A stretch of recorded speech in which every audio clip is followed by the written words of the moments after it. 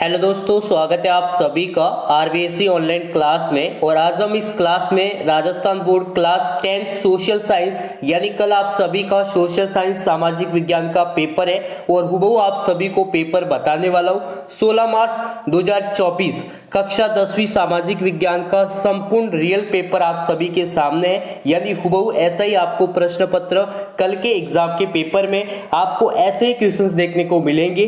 किस प्रकार से सामाजिक विज्ञान के पेपर को हल करना है, क्या तरीका रहेगा, कैसे आपको नक्शे को भरना है, ठीक है, कैसे क्वेश्चंस को लिखना है और कौन कौन से क्वेश्चंस आप सभी के लिए इंपॉर्टेंट है। तो ये पेपर आप सभी के लिए, ये क्लास आप सभी के लिए क्या होने वाली है, रामबाण साबित होने वाली है। क्योंकि ये 80 नंबर का पेपर आप सभी के लिए एक रामबाण ब्रह्मास्त्र पेपर रहने वाला है और आपके सामाजिक विज्ञान में सबसे अच्छे नंबर मिलेंगे यदि आप इस क्लास को, संपूर्ण क्लास को देखते हैं, सभी प्रश्नों को याद करते हैं, सभी प्रश्नों को अच्छे से आप रटते हैं। तो आपको हुबहू, ठीक है, हुबहू ये पेपर आपको रट लेना है, कल के पेपर के लिए रामबाण साबित होगा। तो अभी तक आपने इस क्लास को लाइक नहीं किया है तो सबसे पहले इस क्लास को लाइक करें, चैनल को सब्सक्राइब करके बेल आइकन को प्रेस करें और ज्यादा से ज्यादा इस क्लास को शेयर करना है अपने सभी दोस्तों के साथ। तो यहाँ पर आप देख सकते हैं क्लास 10th का आप सभी के सामने पेपर है। सेक्शन ए है जिसमें आपको वैकल्पिक प्रश्न देखने को मिलेंगे। कैसे प्रश्न देखने को मिलेंगे? वैकल्पिक प्रश्न देखने को मिलेंगे। और पहला प्रश्न आप सभी के सामने है, कौन से व्यक्ति का संबंध इटली के एकीकरण से नहीं है। यानी आ सकता है एग्जाम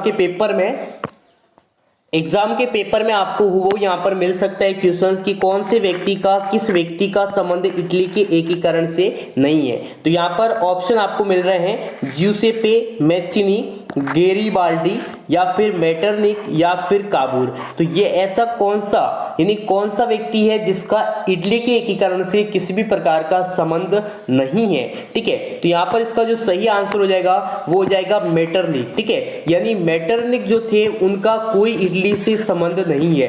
देखो दूसरा प्रश्न मिल सकता है आपको, जो पहले प्रश्न में दूसरा आपको मिल सकता है कि भारत के एकीकरण में, कौन से एकीकरण में, जब आपने भारत का जो एकीकरण पढ़ा होगा तो आ सकता है कि कौन से व्यक्ति का संबंध इटली के एकीकरण से न होकर यानी भारत के एकीकरण से नहीं है। तो इसका भी आपको अलग अलग ऑप्शन मिलेंगे और जो सही आंसर है वो आपको सिलेक्ट करना है। तो इस प्रकार से आप आसानी से लिख सकते हैं। जो पेपर होगा या फिर आपको इस प्रकार से कॉपी मिलेगी, आपको हाशिया मिलेगा और यहाँ पर लिखना है कि पहला प्रश्न है और पहले का जो पहला है उसका क्या उत्तर रहेगा, तो उत्तर लिखेंगे। उसके बाद जो भी ऑप्शन है जैसे सी है और उसके बाद मेटरनिक लिखेंगे। तो इस प्रकार से आपको कॉपी में प्रश्न उत्तर लिखना होगा, यानी उत्तर को लिखना होगा, प्रश्न लिखने की किसी प्रकार की आवश्यकता नहीं है। अभी तक आपने इस क्लास को लाइक नहीं किया तो सबसे पहले इस क्लास को लाइक करें, चैनल को सब्सक्राइब करके बेल आइकन को प्रेस करें, क्योंकि ये क्लास आप सभी के लिए कल के पेपर के लिए रामबाण साबित होने वाली है। और कल के पेपर में जितने भी आपको प्रश्न मिलने वाला है इसी पेपर में से आपको मिलेंगे, ठीक है। निम्नलिखित में से कौन सा असंगत है? असंगत का अर्थ होता है यानी मिलान नहीं है, संगत नहीं है, ठीक है। ऑस्ट्रिया हंगरी हैप्सबर्ग अंश, ठीक है, फ्रांस बुर्बो वंश, उपयुक्त सभी सही है या फिर तुर्की ऑटोमन साम्राज्य। तो ये आपको आंसर बताना है, कमेंट करके बताना है। ये आप सभी के लिए रहेगा, इस पूरी की पूरी क्लास का सुपर क्वेश्चंस है, आपको इसका आंसर मुझे कमेंट करके बताना है। अली बंधुओं का मोहम्मद अली और शौकत अली, ये दोनों ही क्या है, अली बंधु है, उनका संबंध कौन से आंदोलन से है। देखो ध्यान रखें, प्रश्न को 2 बार पढ़ें। जल्दबाजी में हम किस आंदोलन से, ऐसा आ सकता है कि मुख्य संबंध किस आंदोलन से नहीं है, तो नहीं आपको दिखेगा नहीं और आप आंदोलन से है ऐसा करके लिखेंगे, ठीक है। तो आपको ध्यान रखना है, प्रश्नों को पढ़ने में किसी भी प्रकार की जल्दबाजी नहीं करनी है। आपको 15 मिनट पूरे के पूरे प्रश्न पत्रों को मिलने के लिए अलग से मिलते हैं। खिलाफत आंदोलन, भारत छोड़ो आंदोलन, आजाद हिंद फौज या फिर रॉलेट एक्ट। तो यहाँ पर जो खिलाफत जो आंदोलन है उनसे संबंधित इन अनुबंधों का संबंध है। बर्लिन सम्मेलन जो है वो कब हुआ, जिसमें अफ्रीका की विभाजन का जो नक्शा है वो तैयार किया गया। ये काफी महत्वपूर्ण है, तो आप सभी के लिए रामबाण प्रश्न है, आप सभी के लिए इसका भी आंसर आपको यहाँ पर जरूर आपको याद करना है। 19वीं शताब्दी में आए परिवर्तनों का जो आधार है वो क्या था, रेलवे था, भाप के जहाज थे, टेलीग्राफ थे या फिर सभी? तो उपयुक्त सभी 19वीं शताब्दी में आए परिवर्तन का क्या थे? आधार थे। इन्हीं आधारों पर क्या हुआ? 19वीं शताब्दी हुई, उसमें परिवर्तन दिखे। तो वो चाहे रेलवे हो, चाहे भाप के जहाज हो, चाहे टेलीग्राफ हो, उपयुक्त सभी इसका आधार रहे हैं। नवीकरण योग्य साधन है पवन ऊर्जा, जल, वन। तो उपयुक्त सभी यानी नवीकरण योग्य जो है साधन है, बिल्कुल ही सही आंसर हो जाएगा। नेक्स्ट यहाँ पर आप देख सकते हैं, नेक्स्ट आपके सामने काफी महत्वपूर्ण प्रश्न है। ये क्लास आप सभी के लिए रामबाण साबित होने वाली है। ये पेपर पूरा का पूरा ब्रह्मास्त्र पेपर है और अभी तक आपने हमारी वेबसाइट arsstudymonitor.com सबसे विश्वसनीय वेबसाइट है और यहाँ से आप जितने भी इंपॉर्टेंट है राजस्थान बोर्ड क्लास 10th की जितने भी इंपॉर्टेंट मॉडल पेपर है सब्जेक्ट वाइज डाउनलोड कर सकते हैं। लिंक आपको डिस्क्रिप्शन में मिल जाएंगी।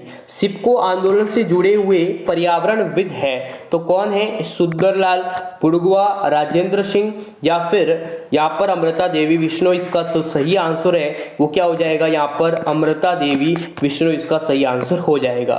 निम्न में से कौन सी फसल है, यानी ऐसी कौन सी फसल है जिन्हें सुनहरा रेशा या इंग्लिश में कहे तो गोल्डन फाइबर, ठीक है, गोल्डन फाइबर भी आ सकता है, ये भी हिंदी में लिखा हुआ आ सकता है। पूछा जा सकता है कि कौन सी निम्न में से कौन सी फसल है, ठीक है, कौन सी फसल है जिनको सुनहरा रेशा न लिखा आकर गोल्डन फाइबर कहा जाता है? तो जूट ऐसी फसल है जो भी सुनहरा रेशा निकाल के गोल्डन फाइबर कहते हैं और सुनहरा रेशा भी कहा जाता है। श्रीलंका में तमिल इलम का प्रभाव कौन से क्षेत्र में सर्वाधिक है? काफी महत्वपूर्ण प्रश्न। संविधान में कितनी भाषाओं को अनुसूचित भाषा का दर्जा दिया गया है? तो अभी तक संविधान में 22 भाषा है। कितनी भाषा है? 22 भाषा है जिनको संवैधानिक रूप से क्या दिया गया है? दर्जा दिया गया है। बाकी भाषाओं को अभी तक दर्जा नहीं दिया गया है। प्रति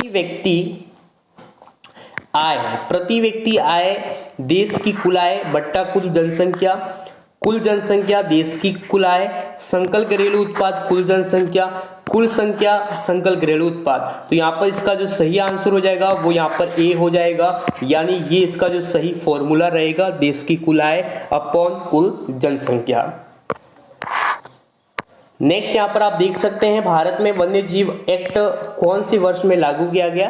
काफी महत्वपूर्ण प्रश्न है आप सभी के लिए। हुबहू आपको 16 मार्च 2024 के पेपर में देखने को मिल सकता है। तो 1972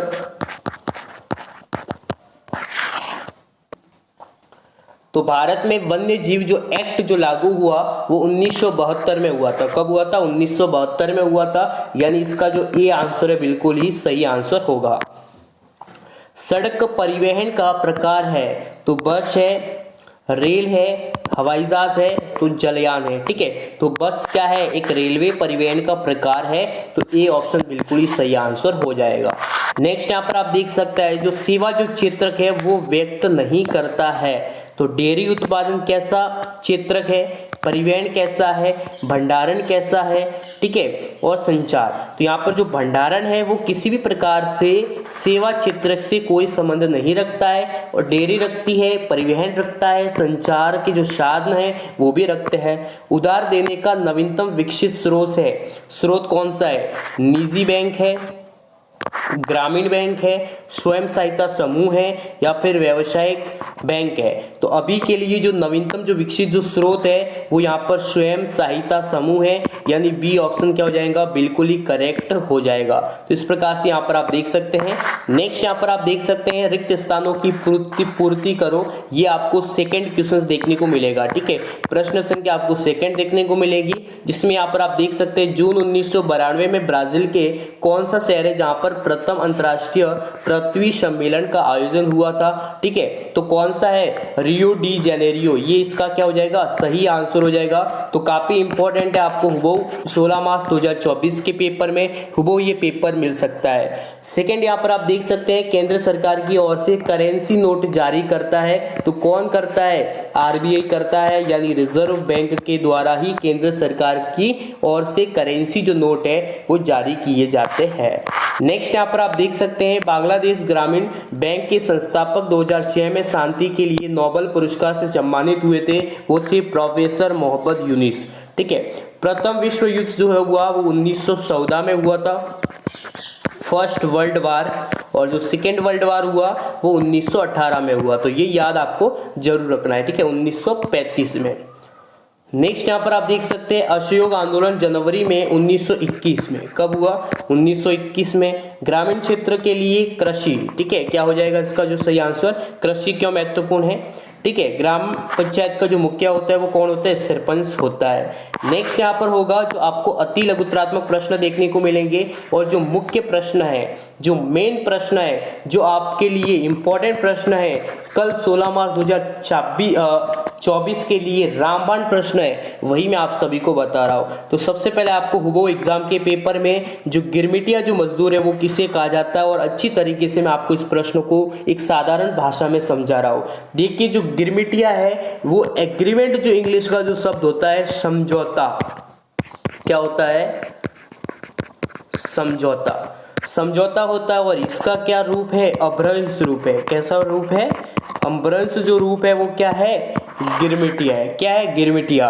अंग्रेज क्या करते थे, जो भारतीय मजदूर थे उनको यहाँ पर विदेश में भेजते थे मजदूरी करवाने के लिए, और उनसे ये एक एग्रीमेंट लिया जाता था, एक अंगूठा, एक पेपर पर अंगूठा लिया जाता था, और वो एग्रीमेंट होता था, और उसी को क्या बोलते थे? गिरमिटिया मजदूर कहते थे। तो ये पूरा का पूरा यहाँ पर इसका जो सही आंसर हो जाएगा। देखिए, वैश्वीकरण से आप क्या समझते हैं? काफी महत्वपूर्ण आप सभी के लिए इंपॉर्टेंट प्रश्न है, वो आपको एग्जाम के पेपर में मिल सकता है। विश्व पर्यावरण दिवस कब मनाया जाता है? और या फिर आ सकता है पृथ्वी दिवस या फिर जल दिवस। ये तीन आपको अच्छे से यहाँ पर रट लेना है, ठीक है। विश्व का सबसे अधिक वर्षा वाला जो स्थान है विश्व का बताया गया है, न कि राजस्थान का, न कि भारत का, विश्व का पूछा गया है, ठीक है। रोपण कृषि से क्या समझते हैं? भारतीय जो मुद्रा है उसका क्या नाम है? तो रुपया। क्या नाम है? रुपया। सरकार के कितने अंग है? विमुद्रीकरण से क्या समझते हैं? उदारीकरण से क्या समझते हैं? हमारे देश के सबसे बड़े बैंक का क्या नाम है? आरबीआई। तो ये जितने भी प्रश्न है वो काफी महत्वपूर्ण है, हुबहू आपको एग्जाम के पेपर में, इनमें से मैं आपको दावा करता हूँ 10 से 12 प्रश्न हुबहू कल के पेपर 16 मार्च 2024 के पेपर में वो आपको मिलने वाले हैं। अब हम बात करेंगे सेक्शन बी की, जिसमें आपको लघुत्रात्मक प्रश्न मिलेंगे। बिस्मार्क के बारे में आप क्या जानते हैं?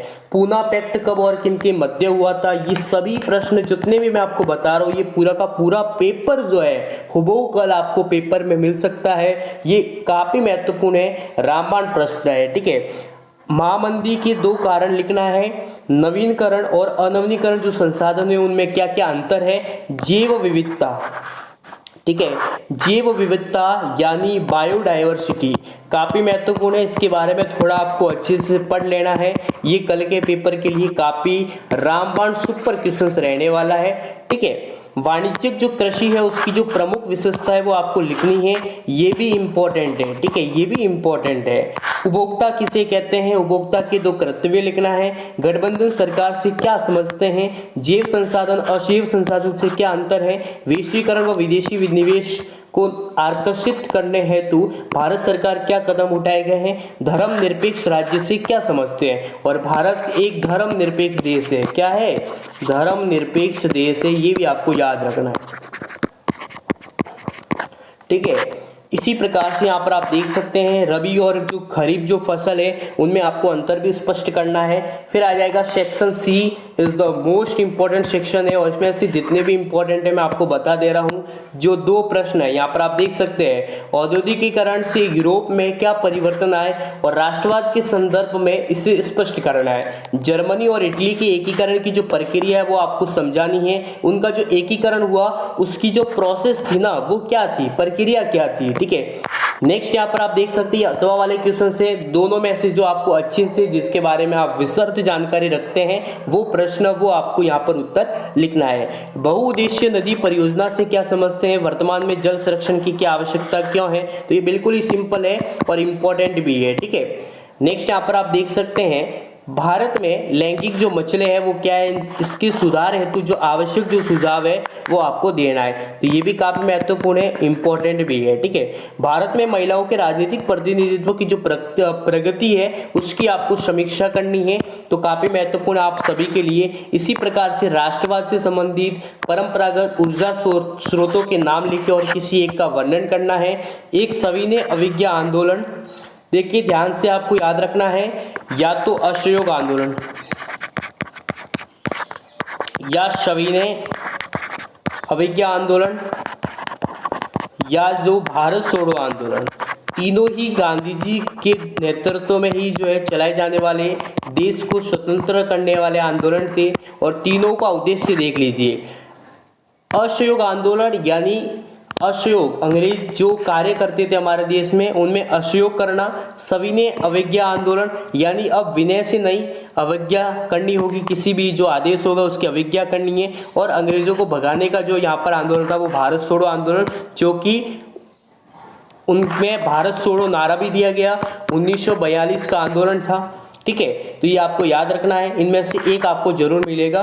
उसके बाद मानचित्र में आपको निम्नलिखित में से दो जो मानचित्र दिए गए हैं। ठीक है, तो यहाँ पर रावत भाटा महत्वपूर्ण है, एक कलपक्कम महत्वपूर्ण है, तारापुर महत्वपूर्ण है, दुर्ग भी महत्वपूर्ण है और नेल्लोर महत्वपूर्ण है। ठीक है, गया भी महत्वपूर्ण है। एक जो मैं आपको बता रहा हूँ वो आप ध्यान से देख लीजिए। ठीक है, एक यहाँ पर लखनऊ का, ठीक है, लखनऊ का आ सकता है, वो आपको एग्जाम के पेपर में मिल सकता है लखनऊ का। ठीक है, दूसरा जो होगा आपको यहाँ पर यूपी जो होगा वो होगा, ये भी काफी महत्वपूर्ण है आप सभी के लिए। तो वो एग्जाम के पेपर में आपको ये मैप आपको देखने को मिल सकता है, काफी महत्वपूर्ण आप सभी के लिए पेपर रहने वाला है वो आपको एग्जाम के पेपर में। कल आप सभी का पेपर है, best of luck, thanks all of you. इस क्लास को लाइक करें, चैनल को सब्सक्राइब करके बेल आइकन को प्रेस करें। थैंक्स।